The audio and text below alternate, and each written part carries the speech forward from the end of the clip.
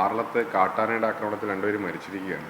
വീണ്ടും ഇങ്ങനെ മരണം സംഭവിക്കും. കൂടി ജീവൻ നഷ്ടം. അത് വളരെ വേദനിപ്പിക്കുന്ന വാർത്തയാണ്. അതെന്നുള്ള കാര്യത്തിൽ ആർക്കും സംശയമില്ല. ആറളത്താണെങ്കിൽ കഴിഞ്ഞ ഒരു 2-3 ആഴ്ചയായി വലിയ പ്രശ്നങ്ങളൊന്നും ഇല്ലാതെ പോകുന്നൊരു മേഖലയായിട്ടാണ് നമ്മൾ കണ്ടത്. പക്ഷെ ഇന്ന് അങ്ങനെ അരുതാത്തത് സംഭവിച്ചു. 2 മണിക്ക് ശേഷം ആറളം ഫാമിനകത്ത് കശുവണ്ടി സംഭരിക്കാൻ പോയ ദമ്പതികളാണ് കാട്ടാനയുടെ ആക്രമണത്തിന് വിധേയമായി കൊല്ലപ്പെട്ടത്. അത് ആ സംഭവത്തിൽ ഇനിയിപ്പോൾ അവിടെ ഉദ്യോഗസ്ഥന്മാരെല്ലാം അവിടെ എത്തിയിട്ടുണ്ട്. അവർ നാട്ടുകാരുമായി സംസാരിക്കുന്നുണ്ട്. സ്ഥലം MLA ബഹുമാനപ്പെട്ട സണ്ണി ജോസഫും സംഭവ സ്ഥലത്തുണ്ട്. അവരുമായി ഞാൻ സംസാരിച്ചു. ജില്ലാ കളക്ടറുമായി സംസാരിച്ചു. പോലീസ് മേധാവിയുമായി സംസാരിച്ചു. വനം വകുപ്പിലെ ചീഫ് വൈൽഡ് വാർഡൻ ഉൾപ്പെടെയുള്ള ഉദ്യോഗസ്ഥന്മാരെ സംസാരിച്ചു. അപ്പോൾ കളക്ടർക്ക് വേണ്ടി ADM അവരോട് ഇപ്പോൾ ചർച്ച ചെയ്തുകൊണ്ടിരിക്കുകയാണ്. നല്ല പ്രതിഷേധമാണ് അവിടെ നടക്കുന്നത്. സ്വാഭാവികമായ പ്രതിഷേധമാണ്.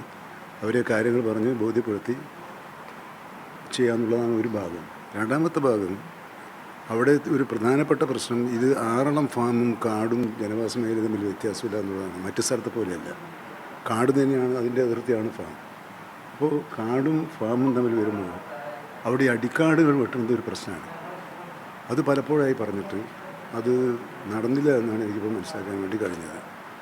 രണ്ടാമത്തത്, നമ്മുടെ ആനമതിൽ കെട്ടുന്നൊരു സ്ഥലമാണ്. കേരളത്തിലെ ഏറ്റവും വലിയ തുക ചെലവഴിച്ച് SC/ST ഫണ്ട് ഉപയോഗിച്ച് ആനമതിൽ കെട്ടുക. ആ പ്രവർത്തനം പൂർത്തിയാക്കാൻ കഴിഞ്ഞിട്ടില്ല. മൂന്നാമത്തൊരു കാര്യം, അവിടെ ഫെൻസിങ്ങുകളും സോളാർ ഹാങ്ങിങ് ഫെൻസുകൾ സ്ഥാപിക്കുന്ന തീരുമാനമുണ്ടായിരുന്നു. ടെൻഡർ നടപടികൾ സ്വീകരിച്ചെങ്കിലും ടെൻഡർ കോട്ട് ചെയ്യാനോ അതുമായി റെസ്പോണ്ട് ചെയ്യാനോ ആളുകൾ കിട്ടിയില്ല എന്നാണ് പറയുന്നത്. അപ്പോൾ വകുപ്പുകളുടെ ഏകോപനത്തിൽ പാളിച്ചയുണ്ടായിട്ടുണ്ടോ തുടങ്ങിയ കാര്യങ്ങളൊക്കെ ജില്ലാ കളക്ടർ പ്രതികരിച്ചേക്കാം. അദ്ദേഹം തന്നെ പറ്റുമെങ്കിൽ ഇന്ന് രാത്രിയോ അല്ല നാളെ രാവിലെയോ ബന്ധപ്പെട്ട ഉദ്യോഗസ്ഥന്മാരുടെയും ജനപ്രതിനിധികളുടെയും യോഗം ഓൺലൈനായി വിളിച്ചു ചേർക്കണം. അവിടെ ഇനി മന്ത്രിയുടെ സാന്നിധ്യത്തിൽ ഒരു യോഗം പ്രത്യേകിച്ച് നടക്കണമെന്ന് ഉള്ളൊരു ആലോചന അവിടെ ഉണ്ട്. തുടർ നടപടികൾക്ക് ഈ നടപടികളെല്ലാം ഈ പ്രശ്നത്തിന് ശേഷം നാളെയോ മറ്റന്നാളോ അത്തരത്തിലുള്ള ഒരു ആലോചന നടത്തി നമ്മൾ വയനാട്ടിൽ ചെയ്തതുപോലെ ഒരു ക്രാഷ് പ്രോഗ്രാം അവിടെ ഉണ്ടാക്കി ജനങ്ങളെ സംരക്ഷിക്കാനാണ് ഇപ്പോൾ ഉദ്ദേശിക്കുന്നത്. പക്ഷെ അങ്ങോട്ട് തിരിക്കുന്നുണ്ടോ നാളെ? അല്ല, അത് ഈ മീറ്റിങ്ങിലുണ്ടാകുന്ന ധാരണ അനുസരിച്ചായിരിക്കും. നമ്മൾ ഇവിടെ ജില്ലാ കളക്ടറുടെയും MLAയുടെയും നേതൃത്വത്തിൽ നടക്കുന്ന ചർച്ചകൾക്ക് വേണ്ടിയല്ല ഈ പ്രശ്നം മാറ്റി ഇനി അങ്ങോട്ടുള്ള ഇത് നമ്മുടെ പ്രവർത്തനം കാര്യക്ഷമമാക്കുന്ന കാര്യങ്ങളെക്കുറിച്ച് ചർച്ച ചെയ്യണമെങ്കിൽ ഒരു ഉന്നതതല യോഗം പ്രത്യേകമായി വേറെ തന്നെ വിളിച്ചു ചേർക്കേണ്ട ഒരു സാഹചര്യം ഉണ്ടോ എന്ന് നോക്കും. ഉണ്ടെങ്കിൽ തീർച്ചയായിട്ടും അത് ചെയ്യാനും മന്ത്രി എന്നുള്ള നിലയിൽ ഞാൻ തയ്യാറാണ്. മതിൽ കെട്ടുന്നത് അനന്തമായി നീണ്ടുപോകുന്നതുകൊണ്ടാണോ ഈ കാട്ടാന അവിടെ ഇറങ്ങാൻ കാരണം? അല്ല, നിങ്ങളെല്ലാവരും നേരത്തെ പറഞ്ഞത് ഈ മതിൽ കെട്ടിയാൽ ആ ഭാഗത്ത് പ്രശ്നം തീരും, അതുകൊണ്ട് ആനമതിൽ തന്നെ വേണമെന്ന് നിർബന്ധിച്ചത് ജനങ്ങളും മാധ്യമങ്ങളുമാണ്. നമ്മളതിൻ്റെ അടിസ്ഥാനത്തിൽ ആവശ്യമായ തുക കൊടുത്ത് കെട്ടൽ നടപടി ആരംഭിച്ചു. അത് സമയമെടുക്കുന്നൊരു പരിപാടിയാണ്. പൂർത്തിയാക്കാൻ കഴിഞ്ഞിട്ടില്ല. അത് പൂർത്തിയാക്കാൻ കഴിഞ്ഞതിനുള്ള കാരണം അത് ബന്ധപ്പെട്ട വകുപ്പ് റിവ്യൂ നടത്തിയാൽ മതി. അത് മന്ത്രിയുടെ സാന്നിധ്യത്തിൽ നടത്തേണ്ട റിവ്യൂ ആണെന്നത് അത് കളക്ടറോടാണ് തീരുമാനിക്കുക. അദ്ദേഹത്തിൻ്റെ ഒരു സാന്നിധ്യത്തിൽ നടക്കുന്ന ചർച്ചകൾ കൊണ്ട് തന്നെ ഫലപ്രദമായ തീരുമാനമെടുക്കാൻ കഴിയുമെങ്കിൽ അവിടെ കൊണ്ട് തന്നെ തീർക്കുന്നതാണ് എപ്പോഴും ഉചിതം. മന്ത്രിയുടെ സാന്നിധ്യത്തിൽ വേണമെന്ന ഒരു ധാരണ ബഹുമാനപ്പെട്ട ജില്ലാ കളക്ടർക്ക് ഉണ്ടെങ്കിൽ അത് അദ്ദേഹം ശ്രദ്ധയപ്പെടുത്തിയാൽ പോകാമെന്നുള്ള ആലോചനയാണ് എനിക്കുള്ളത്. നഷ്ടപരിഹാരം ഉൾപ്പെടെയുള്ള കാര്യങ്ങളിൽ നഷ്ടപരിഹാരം നമ്മൾ ഇപ്പം കഴിഞ്ഞ കുറച്ചായിട്ട് ഈ നഷ്ടപരിഹാരം കൊടുക്കുന്ന കാര്യത്തിൽ കാലവിളമ്പ് ഇല്ലല്ലോ.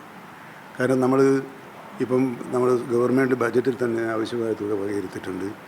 ഇപ്പം നമ്മൾ ചെയ്യുന്നത് വനം വകുപ്പിന് അനുവദിച്ച പണവും ഡിസാസ്റ്റർ മാനേജ്മെൻറ്റ് പണവും ഉപയോഗിച്ചുകൊണ്ടാണ് നമ്മൾ ഇപ്പോൾ കാര്യങ്ങൾ 10 ലക്ഷം കൊടുക്കുന്നത്. അതിന് വലിയ നിയമ നടപടികളുണ്ട്, എന്തെങ്കിലും ബാക്കിയുണ്ടെങ്കിൽ മാത്രമേ പ്രശ്നമുള്ളൂ. അല്ലാത്തപ്പോൾ നഷ്ടപരിഹാരം കൊടുക്കുന്നതിൻ്റെ കാലതാമസം ഇപ്പോഴില്ല. അവിടെ പ്രതിഷേധം ശക്തമായിട്ട് ഇപ്പോൾ നടക്കുന്നുണ്ട്. പ്രതിഷേധം ശക്തമാണ്. പ്രതിഷേധത്തെ എങ്ങനെ വനംവകുപ്പ് കാണുന്നത്? പ്രതിഷേധത്തിന് ഞാൻ എപ്പോഴും എൻ്റെ ഒരു നിലപാടുണ്ട്. പ്രതിഷേധം സ്വാഭാവികമായ പ്രതിഷേധം. കാരണം അവരുടെ ഉറ്റവരും വേണ്ടപ്പെട്ടവരാണ് മരിച്ചിട്ടുള്ളത്. ആ ഹൃദയഭേദമായ കാഴ്ച കാണുമ്പം ജനങ്ങൾക്ക് സ്വാഭാവികമായും പ്രതിഷേധത്തേക്കാൾ വേദന ഉണ്ടാവില്ലേ. ആ വേദനയാണ് പ്രതിഷേധമായി വരുന്നതെന്നാണ് ഞാൻ കണക്കാക്കാറ്. അതുതന്നെയായിരിക്കും അവിടെയും സംഭവിച്ചിട്ടുള്ളത്. അപ്പോൾ അവരോട് പണക്കൊന്നും നോക്കിയതല്ല. പക്ഷേ അവരുന്നയിക്കുന്ന ആവശ്യങ്ങളോട് ന്യായമായ പരിഹാരം കാണാൻ കഴിയുമോ എന്ന കാര്യത്തിൽ ഗവൺമെൻറ്റാണ്, ഉദ്യോഗസ്ഥന്മാരുമാണ് സൂക്ഷ്മതയോടെ കാര്യക്ഷമതയോടുകൂടി പ്രതികരിക്കേണ്ടത്. പക്ഷെ വനത്തോട് ചേർന്ന് തന്നെയാണെങ്കിൽ ജനവാസ മേഖലയിലാണ് ആന ഇറങ്ങി വന്നത്. അതിനെ തുരത്തുന്നതിന് എന്തെങ്കിലും നടപടികൾ വനപാലകർ? അല്ല, ഇവിടെ ഈ തോട്ടത്തിൽ തന്നെയാണ് മൃഗങ്ങൾ. മറ്റ് സ്ഥലങ്ങളിൽ പോലെ വനത്തിൽ നിന്ന് ഇറങ്ങി വന്ന് ഇത് ഈ ആറളം ഫാമിൻ്റെ അകത്ത് തന്നെയുണ്ട് ആനകൾ. അപ്പോൾ ആനകൾ അവിടെ ഉണ്ടെന്ന് എല്ലാവർക്കും അറിയാം. കാരണം ഫാമും വനവും തമ്മിൽ വ്യത്യാസമില്ല. ഇതിൻ്റെ ഇടയിലാണ് മനുഷ്യൻ താമസിക്കുന്നത്.